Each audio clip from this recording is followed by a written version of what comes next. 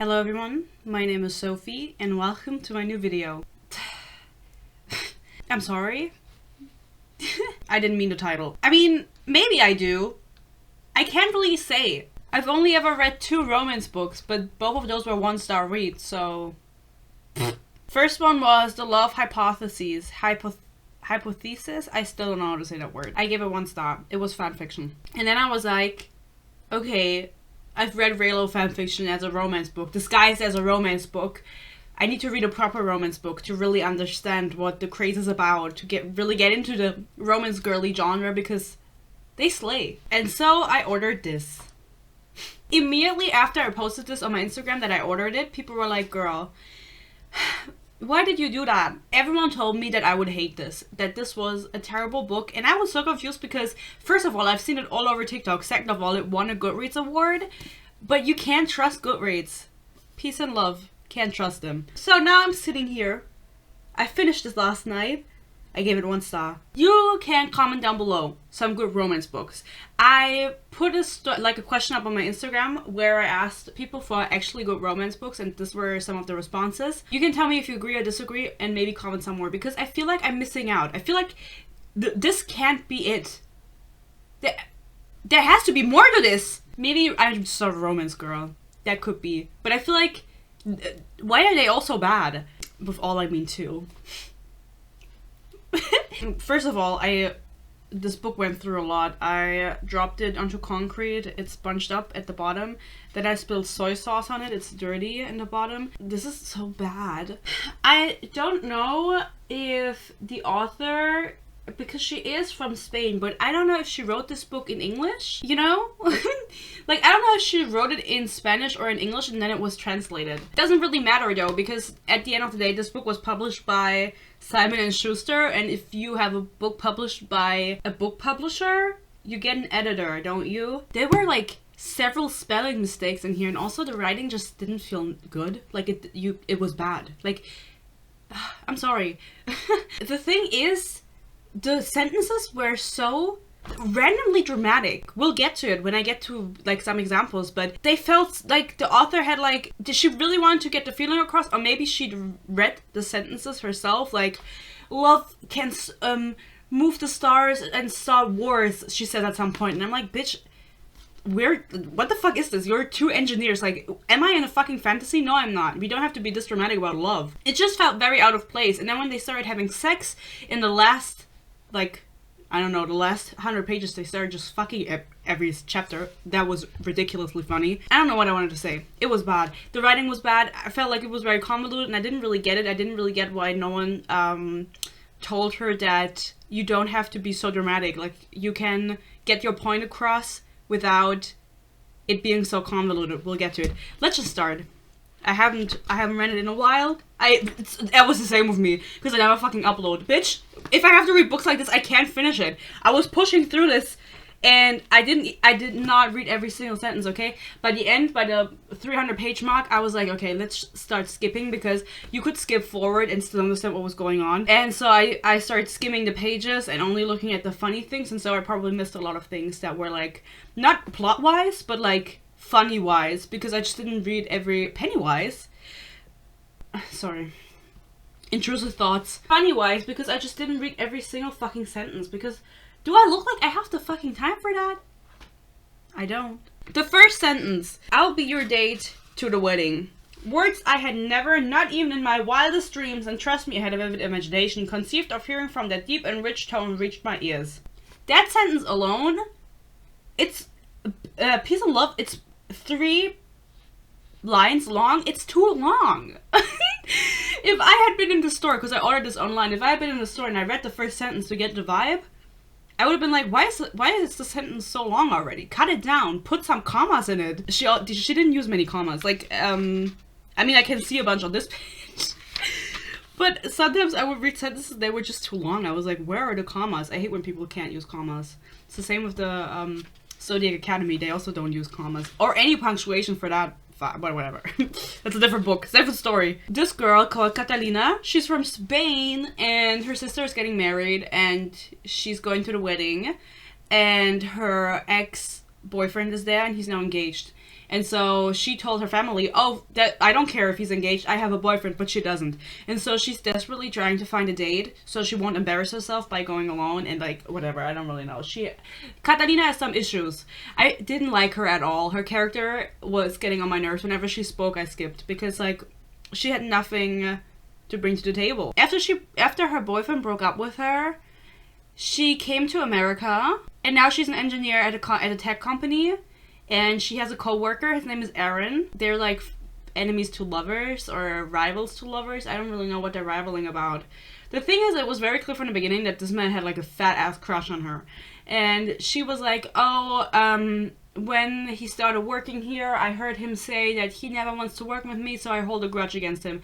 And I mean, Catalina in herself, she's really annoying. But anyway, so she has to find a date for the wedding, and so she's talking to her only friend, Rosie, which I don't even know what the fuck she looks like. She's probably black, so we have a token black character, but I don't know. And then she's like, oh, I have to find a date. And then Aaron, her enemy, hears this, and he's like, I'll be your date, without being asked. Without being asked, he comes from behind, and he's like, hey, he comes from behind.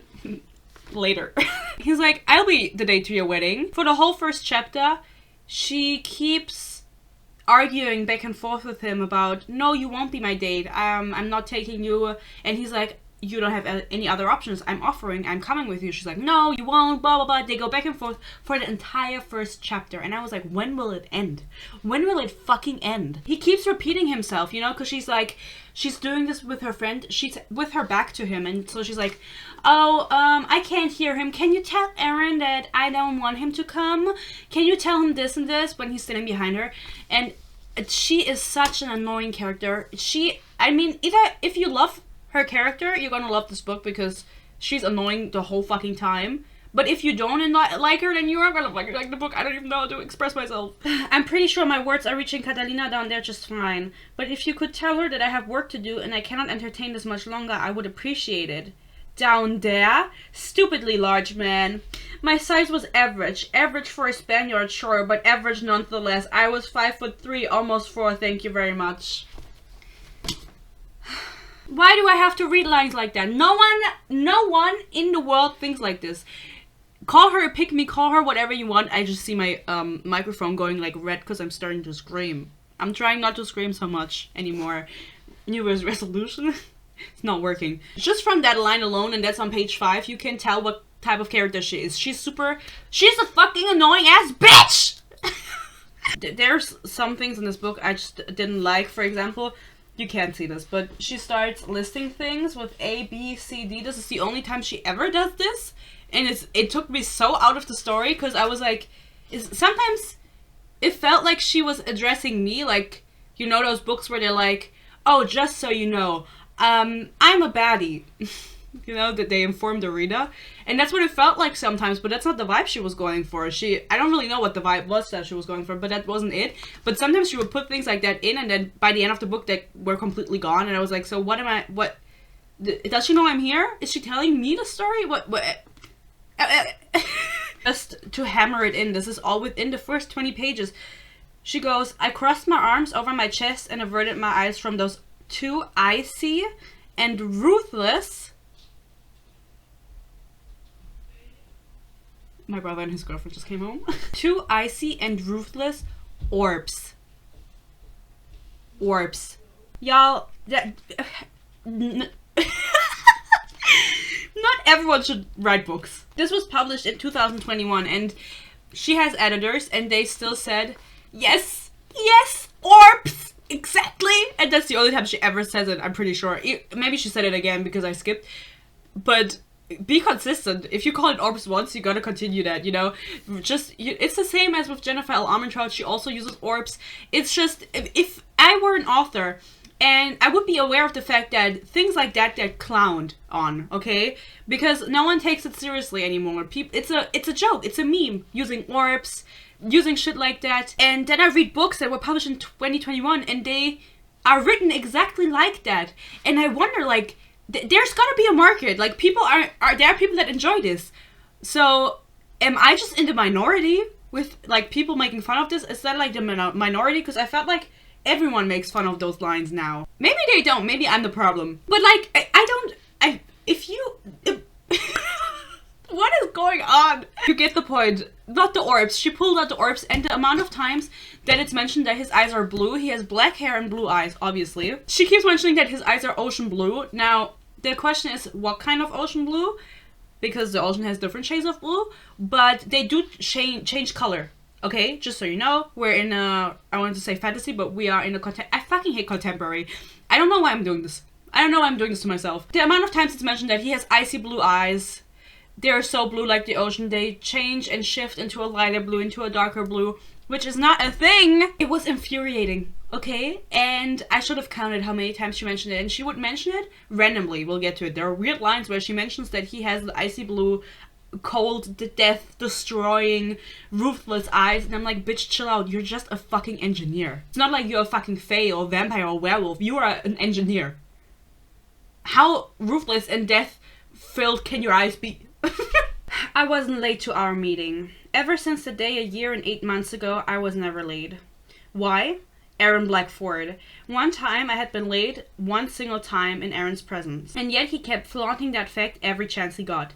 He never chalked up to me being Spanish or a woman. Both unjustified stereotypes when it came to being notoriously unpunctual. Non-sexist king, love you. I hate books like this where they drop random ass like progressive woke lines and then they don't elaborate in it further because it's not a point of the story.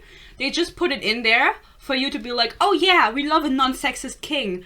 But it feels so out of place because why did she mention that? Like, why would she? Isn't it a stereotype that Spanish people are late?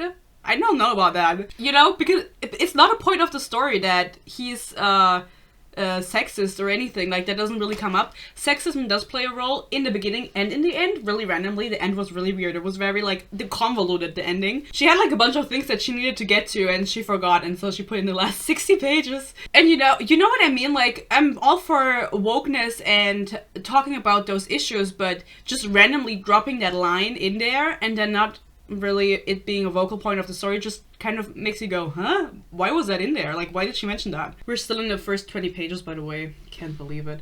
The first 20 pages were the worst. She calls him infuriating blue-eyed grudge holder. Who thinks like that? Like, what? I'm sorry. I'm at a loss for words today, as you can tell. Like, I can't get anything out. What does him having blue eyes have to do with anything of him holding a grudge? You know? Like, okay. Like, I get that he has blue eyes. You've mentioned it in the first 20 pages like maybe 20 times? Maybe 30? Like twice per page. Now we have the sexist villain. She's at work and she's a division leader. I don't really know all those fucking terms. But she leads a group of people in the company, and now there is a thing coming up where they were like, oh, for new customers, we're going to do a welcome day or an open day, and it's going to go from 8 a.m. to midnight. And you're gonna plan it, Catalina, because you're the only woman. And this is like something that brings her and Aaron together. That's the whole point of this. It seems very drastic of an idea because no one would want to join it. Like, if I was a customer, I wouldn't want to be a part of that. If I were an employee, I wouldn't want to be part of that. I want to go home. You know what I mean? They're really overdoing it. I don't really know what the point of that is. Like, it seems very unrealistic that anyone would want to participate in that. But also, it doesn't come up again. Like, they don't attend. And if they do, I missed it, but I feel like that would have been a whole, like, multiple chapter dedication to it. But they come, it's like right after she comes back from her wedding, or the wedding, not her wedding, in Spain. That's right when the day is supposed to happen, and they just don't, there's nothing about it. So I don't really know why it was a whole point.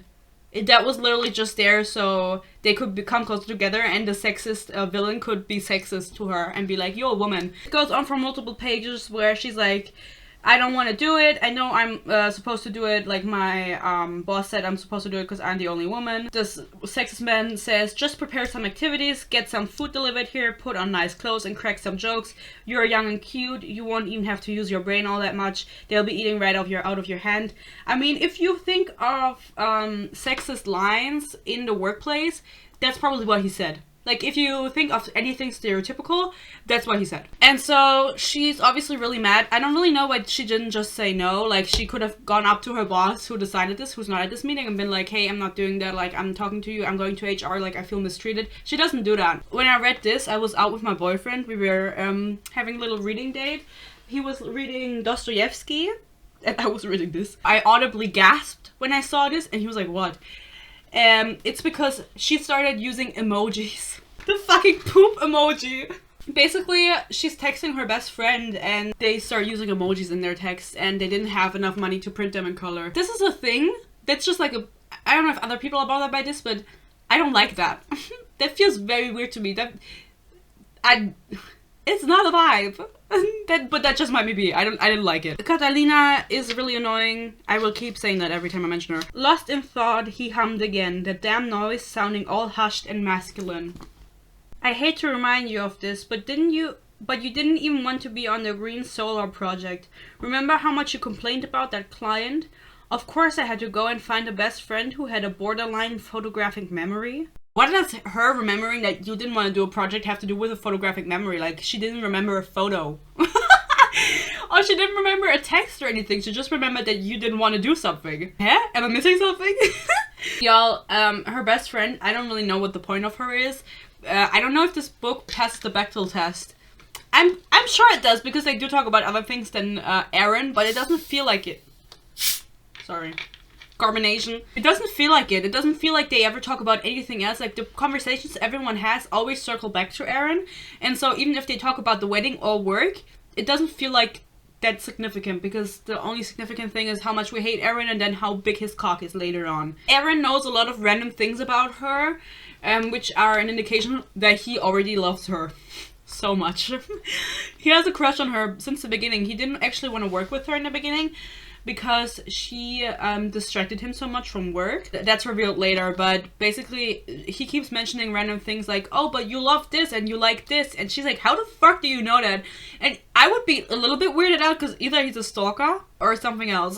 And it's raining after work, she stayed super late and she wants to go home. She doesn't have a car, brokey. I mean, I wouldn't have a car either if I lived in New York, but anyway. Here in New York, did I say that? New York! Concrete jungle, wet dream tomato. It's, raining, and then he's like, just get in the fucking car, I'll drive you home, and she keeps making a scene. She's like, no, and she almost gets, like, ran over by a car while she's, like, arguing with him. I'm like, girl, cause, like, just get in the fucking car. Like, she's making life hard for herself. Life would be so much easier if she just stop being a fucking bitch. And she's like, oh, I'm so stubborn, I'm so hot-headed. I'm like, yeah, bitch, and it's fucking annoying. And I didn't think I'd ever heard Aaron curse. He literally just said, Gerald, the racist dude. Oh, racist? Probably also sexist.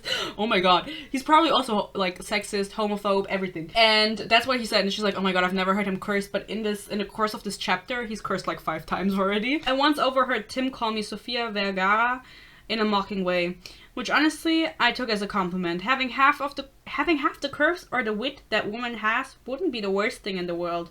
Not that I'm unhappy with my body. I'm okay with being the way I am. Normal, plain, and I was. Everything about me was pretty standard where I came from. Brown eyes and brown hair on the shorter side, not thin but not fat, wide hips but rather small bust. She has small titties! And also she's 28. They reveal that later because I was wondering how old she was. I don't know how old Erin is, probably also like 28 or 30, but for the fact that she's being, like, she is 28, she acts like a fucking child. She is Spanish, I've said that before, and she will have whole, like, 2 sentences in Spanish, and they're not like Spanish like that you understand because you maybe know some Spanish, but it's like full Spanish sentences, and I've never had a Spanish lesson in my life. She wouldn't translate them, and I understand that you try to make your character authentic, so I believe that she's actually from Spain and she thinks in Spanish and she curses in Spanish. That's all fine, but having whole ass sentences, multiple sentences, and just not translating them, I was like, girl, what, am I supposed to, like, pull out Google Translator and translate it while I'm reading? Do I look like I have the fucking time for that? I hated that. I felt like that was really mean. That was really mean from her because I don't know Spanish. Aaron also used to be an American football player, and he talks about it and she goes, football, the one with the helmets and the melon-like ball. I wasn't a sport doofus, but I was European. I needed to be sure we were talking about the same sport. That's so European. Like, obviously, if an American is talking about football, they mean football, like American football. Like, just say, are you talking about American football? And not, are you talking about the one with the helmets and the melon-like balls? Balls? Ah! And also, later on, they are at the wedding, because he obviously comes. They make like a deal. Oh, I didn't say that. They make a deal that if she comes with him to a charity event, he'll come with her to Spain. Then at the wedding, they have a football match. Soccer, to be specific. And then she keeps calling it soccer instead of football. And I was like, didn't you just mention, like 100 pages ago, 200 pages, 300, I don't remember, that you are European? Like, if you were European, you would call it football. But then she specifically says soccer, and everyone else in her Spanish family says soccer. Whatever. So she goes to the fake date with him.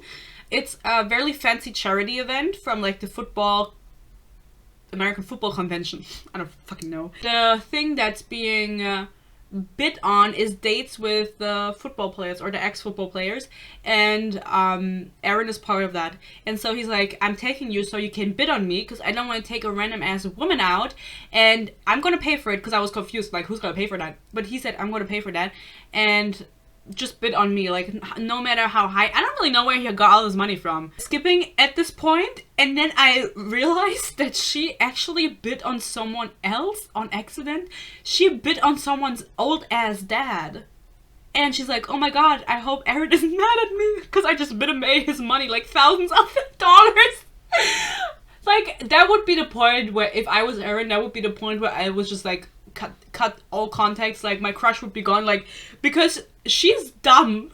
She's a stupid ass bitch. And I don't really know what happens, because as I said, this was like, I knew this was like, someone was gonna get into a bidding war with her, and it was gonna be like, can I win this auction? Can I win Aaron? And then she wins him. It was obvious where this was going. Like, the whole book was very predictable, but so I wasn't really paying attention, so I don't know what happened with the whole dad bidding and winning the date with him thing.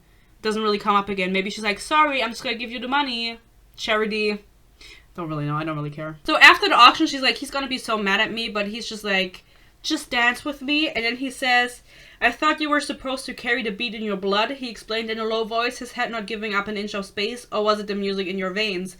And I was like, okay, so he does stereotype you before being Spanish. I thought he was a non-sexist, non-racist king, but like, now we're pulling out the stereotypes? Because she can't dance?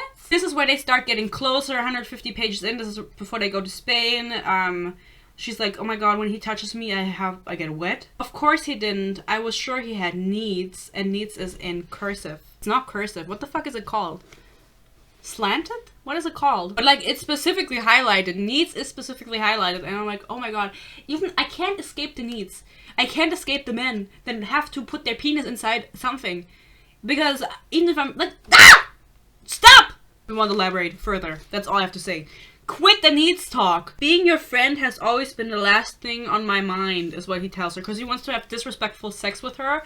But obviously she doesn't see it. Even though everyone around her tells her, oh my god, he has such a big ass crush on you. He looks at you like he's gonna eat you out on the floor any minute. And she's like, oh, I don't know if he likes me. Bitch. She's like, oh my god, he doesn't want to be friends with me, he hates me, I knew he hated me, blah blah blah, but he just meant he wanted to fuck her. Then we need a scene where he saves her, and so she faints in the office because she didn't eat enough, because she's trying to get skinny for the wedding. And then he's also in the office and he sees her faint, and he carries her into his new office because he's now her boss. Got promoted, and so she's like, we can't go to Spain together, that would, like, so many people would say, I'm fucking my boss, and you can't, and you actually can't do that, but whatever. In the end, it's like, oh, it's fine. HR said it's fine. I don't really know why they say that, but okay. And so he carries her into his office, and he's like, eat something. You have to eat, Catalina. You are so scary. Crazy. The amount of times it's mentioned that he is so big, and he has like such big hands, he has so many muscles, he's so lean, he's so hard, not just his cock but also his body. It's insane because I don't see him going to the gym once. How much does he bench? Meat, yeah, that was something I also loved. We should eat meat together, Aaron and I. Does she mean they want to give blowjobs to someone? They want to have a threesome? Because she's out of it. I don't really know how badly I've never fainted, okay? Peace and love. But I don't know how bad that can get. But she's like out of it in his car. And he's like, he picked up her phone because her sister kept calling her like 5 times. So he just picked up and he was like, yeah, it's me, Aaron, the boyfriend. I'm coming to Spain. They are talking about meat. And then she's like, oh my god, meat. Girl. They're getting brownies. He's like, I'm gonna pay for them because he pays for everything because he's daddy. And she doesn't want him to. And so he like touches her and goes close to her ear, and he goes, always fighting me, resisting me. It's as if you want me to beg. Is that something you'd enjoy, me begging? Is that what it is? You like bringing me to my knees? They're in a fucking coffee shop. They're in a fucking coffee shop. She just wants to pay for her own fucking brownies, and he's like, you want to fuck me? You want to suck my cock? And I'm like, okay, you're in public. Get a room. They're on the plane now to Spain, and they're only there for 3 days. I felt like, I don't know. I didn't feel anything. I'm just informing you. They're only there for 3 days.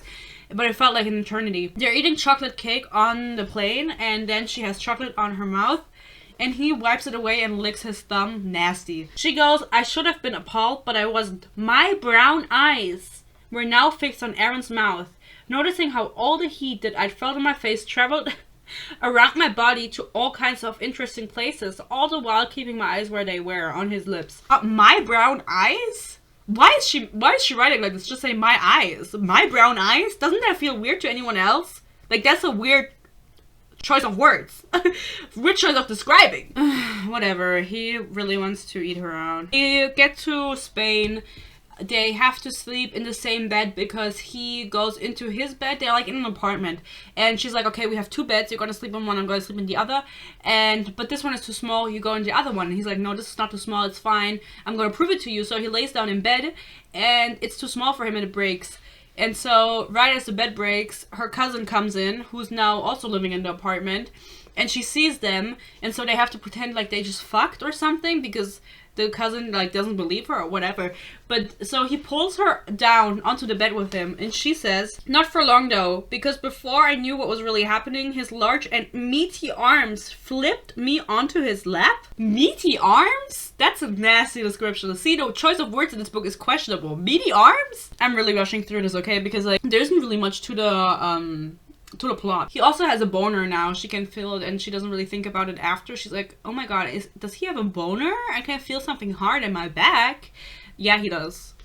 He wants to fuck you. So now they have to share a bed because there's no other bed. They're literally like forced to share a bed, which is so terrible. Then they're playing the fucking football match or whatever, and I don't know, for some reason he lifts her up on his shoulder and carries her, and she thinks to herself, oh Lord, please don't let this end up on TikTok. Why do you mention TikTok in your books? I don't get it. Even if they mention it in like media and in books, it makes your books dated, and I fucking hate that. Like it puts a timestamp on the book, you know what I mean? And also, she didn't mention TikTok up until now, which is so random. Please don't let this end up on TikTok. No one would care about your boyfriend, fake boyfriend, carrying you on his shoulder. No one would fucking watch it. You get 2 views. Then they almost kiss, but he's like, only if we are boyfriend and girlfriend. Okay.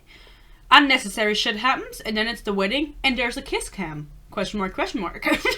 Yeah, for some reason the wedding happens, and there's like not much description of the wedding, but the description that is there is that there is a kiss cam at the wedding, which is so weird. Like, why did you spend money on that? Why was that necessary? I've never heard of that. And so this forces them to almost kiss, but they don't. And so, because they're not in the kiss cam, then they go outside and make out. I forgot to mention that his mom died. Rip. And that's the reason he stopped playing football, because he was like a football legend, or he was like a promising American football player, like Tom Brady. That's the only one I fucking know. Fuck him though. Just to like steer the pot. Fuck him. I don't know him. I don't know anything about him. He stopped playing because his mom died, and I don't really know. I don't know the correlation, but his dad was also his coach, but he doesn't really have a good relationship to his dad. But we'll get back to the dad. They don't do it, but they finally start making out outside, and this is on page 300. Oh, no, wait. Am I lying? No, they just kiss, and then he's like, I want to fuck you in bed and not here. And it's insane. This is insane, because it's ridiculously funny. The 2 characters, they have nothing defining about their personality. I don't know anything about Aaron, besides his mom is dead and he used to play football, and that he's obsessed with Catalina. All of a sudden, he starts calling her baby, every single sentence, and it was so weird. Like, they just start fucking. And they don't have anything going for them. I'm sorry. I didn't feel the sparks. If I snuck my hand under your dress, how wet would I find you, baby? It's none of your business. And the first time I'm inside of you, it's not going to be a quick fuck against the wall. It's also so weird how they start being explicit, because they do say fuck, I think, a bunch of times before, but they would use frick more often, like this freaking prick or this freaking wedding, and then all of a sudden he says cock pussy. I was like, okay. 0 to 100. But don't worry, they go home and then they fuck properly. I could read out this, like, every single sentence to you and it would be funny. Let's finally see how wet you are. Fuck. Is this all for me? Who else? Is this all for me? Is anyone else in the room with us right now? If I slip my fingers inside your pussy, I'm going to lose control. Is that something you are ready for? Let's get ready to rumble! Do you want me to get you off and hold you until you fall asleep? Or do you want me to claim it with my cock? You're drenched, baby. All for me. All of you mine. She goes, Aaron, this is too much. And he goes, no, it's not too much. He's been asking her for her consent for every single step that he takes. But once she tells him this is too much, like, calm down, he's like, no, I'm horny. That's it. I can feel your pussy gripping my fingers. I'm just gonna read out every sentence to you. See, I don't understand what she tries to say. He fingered her, so he licks his fingers, obviously, because that's what they always do. And then he goes, I could come just with your taste, with you in my arms like this. And she thinks to herself, so primal, so basic, so hot. Oh, basic? I've made several points now where I'm like, I don't understand. Like, she's trying to get a point across, but I'm not getting it. It's not reaching me. So basic? What is she trying to say with that? Why is it basic? That's not the right word. She unzips his pants and then he goes, take me out. Which I don't really know if he means the TV show or taking his cock out of his pants. See, she says, just enough so his length sprang free. My fingers circled him, giving him one single stroke. But she doesn't go, wow, it's bigger than I expected. So I think he doesn't have that big of a cock. Which is weird because it's been such a big point that he has a big penis. No, he's a big man and that everything about him is so big, but then she sees his cock in person in front of her face and she doesn't go, humongous? I want to feel you milking me, baby, Aaron said. My coochie, if I was having sex with someone, would shrivel up. I would dry out immediately. If someone told me, I want you to milk me. Am I the fucking milkman? This was greenlit by editors. Someone was like, yes, we're leaving that in. If I were your editor and I saw this line, I would tell you to throw away the whole book. Because why the fuck did everything we wrote up until this point lead up to this? Milking. No one says that! And if they do, ew. After a few minutes, Aaron shifted. My arms locked tighter around his neck. I need to take care of the condom, baby. Left it on for a few minutes after coming in it? That's nasty. Take it off. A few minutes? That's nasty! The only word I could think of was a very particular one. One that, despite not being too long, was powerful enough to change things. To change people's lives. To move mountains and start wars. Girl, we are in a romance book. In a contemporary ass romance book. And you're writing like this. He just asked her for a 4-letter word for whatever reason. He's like teaching her Spanish because he took Spanish lessons before coming to Spain, which is really sweet of him. They come back to America after the wedding. The wedding is over. They fucked in Spain. Now they're back. And they're basically officially together, but this is on page 400. And the book has 60 more pages. And so much happens in those 60 pages that I was so confused because I feel like the pacing was really off. I feel like a lot of unnecessary scenes happened and the focus wasn't really on the big important things like this day that she planned or the wedding or whatever. Like those things were kind of, they weren't really dealt with properly, whatever. She comes back for the 3 days that she was in Spain. She apparently didn't text her best friend once, even though her best friend is like the only one because her family thought they've been dating for a while. Her friend is the only one that knew that they were just pretending and blah blah blah. But she didn't feel the urge to call her once or reach out to her. I mean, there is a time zone difference, but You could have made it work. Despite that, in those 3 days, she didn't want to talk to her friend once. She was busy fucking and sucking cock. One of the drawers opened and closed, and then the foil was ripped open. This time, I'm prepared. Have a whole box right there. It has been there for months. He's been preparing to fuck her for months? Or why the fuck is there, like, condoms in there? Like, he knew this was gonna happen? How many months? Are they expired? Condoms expire, bestie. I would be careful. But then, how does the book end? Because, fuck it. I didn't take any more notes. Basically, they're back in America. Now they have to deal with the fact that Aaron is her boss. He got promoted, he's her boss, and they're now officially dating. So they, like, tell each other that they love each other and everything, whatever. And now it's like the question, is this okay with HR? And so the first thing that happens is she gets back to the office, and the sexist dude is here that we haven't dealt with since page 20. He comes back on page 420, and he's like being sexist, and he's like, oh, I heard you're fucking your boss, you're fucking your way to the top. And the thing is, I didn't even mention this, she was in such a fucking frenzy because her ex-boyfriend got engaged and went to the wedding, and so she was like, I have to bring someone too because he thinks I'm a loser. And her ex-boyfriend was her professor. Yeah. So he's a 40-year-old man. Ew. And the reason they broke up was also because, like, people at the university were saying, oh, she fucked her professor, she fucked her way through the school and everything. It really weighed down on her, and then her boyfriend broke up with her because he was like, I can't have people saying this about me. And so she's a little bit traumatized from that, and now that Aaron is her boss, she's like, oh, this is gonna happen again. And it does, because the dude is being sexist and like, oh, you're just fucking him and sucking his cock because you want to get promoted or whatever. I don't really know what he's saying. And then Aaron, of course, he comes in and his eyes are deathly blue of the ocean, of the death ocean, and he goes, what the fuck did he say, blah blah blah. And so Catalina is like, I can't do this anymore. I mean, for the past 3 days, like, they got together, like, I can't do this anymore, like, after 3 days, like, it's too much. We have to break up. And he's like, okay. Like, he doesn't want to, but he's like, okay, whatever. And they break up. And then she goes to HR and she talks to them, and HR is like, no, it's fine, like, we already talked to Aaron, everything is fine. I don't really know why. Maybe they give an explanation. I didn't read it because I didn't care. I wanted it to be over. It was like 430, page 430. I was like, why the fuck are we still in the story? Like, I felt like it could have been over after the wedding. It dragged on, and so she's like, oh, everything's fine, really? And she's like, yeah, you can tell Aaron, like, when he's back, like, regarding his promotion. And she's like, why is Aaron not here? What do you mean he's gone? And she's like, oh, I can't tell you this, but I'm going to do it anyway. His dad has cancer. And he's not doing good, so he's visiting him right now. And so Catalina flies to Seattle, where he's from, to find him. She doesn't know where he is. She just knows, oh, he told me he's from Seattle. Then I googled his last name and what football team he was on. And then I found his dad in the hospital, blah, blah, blah. I don't really know. It seems kind of unrealistic to me. And so she visits him in the hospital, and his dad, and she's like, I'm so sorry, like, I didn't mean it, can we be together, I love you. And he's like, yes, I love you.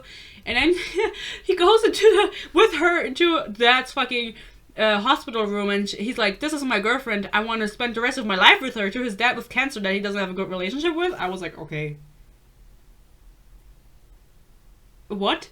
And that's how the book ends? It doesn't end like that. We have an epilogue that's 1 year later, but that's like the last line of the book officially. And so the epilogue is like them being together, and they still fuck each other regularly. And his dad survived. I don't know if he's cancer free, but he's still alive. Her family is visiting America now. And then the last line is, we are in this together for the long run. So that's it. That's how the book ends. I hated it, guys. I really did hate it. I didn't like anything about it. There was nothing where I was like, oh, this is nice. Everything was bad. The sex scenes were cringe. But I did have a good laugh at them, I have to be honest. And I don't really know. Romance books are not for me, but I will take suggestions because I would give it another try. Because, like, how do you say? Three's the charm. That's what you say. And I honestly think I've just been getting, like, the wrong romance books. Like, there are good ones out there, I just haven't found them yet. People can read whatever they like, and if they like this book, if they're like, this is the best book I've ever read, I would be like, sure. If you want, like, it's not... I would be like, okay, I don't care. I'm happy when romance girls read anything else but Colleen Hoover. Like, don't read Colleen Hoover. If you're like, my favorite book is a Colleen Hoover book, no. But if you're like, I'm a romance girl and my favorite book is The Spanish Love Deception, I would be like, okay, sure, slay, keep going. ally. I'm a romance ally. My next read is The Stolen Heir from Holly Black. I already have it. I ordered it the other day. I'm gonna show you. I already put it in my shelf. Here it is. Woo! 100 pages? Girl, the video is coming out tomorrow. And the font is really big. But that doesn't have anything to say because I'm a slow reader when I don't care. Anyway, this is my next read. I've heard good and bad things about it, but the thing is, the only bad things I've heard about it was because people wanted to read about Jude and Carden and they aren't in this book. And so they were like, ugh, I wanted to read Jude Carden and it wasn't in this book, so I don't like it. So I'm gonna give it a proper review, but I don't think I'm gonna like it. Other than that, thank you so much for watching. I'm in disbelief still. I made a TikTok where I filmed all of the cringe lines. I hope people will watch it. You can watch it. You can follow me on TikTok. You can also follow me on Instagram. You can, I don't know, write me an email. Anyway, I hope you enjoyed this. Thank you so much for watching. I love you. And I hope to see you in my next video. Maybe if you want. Until then, stay happy, stay healthy, and I'll see you. Thank you for watching. Bye bye.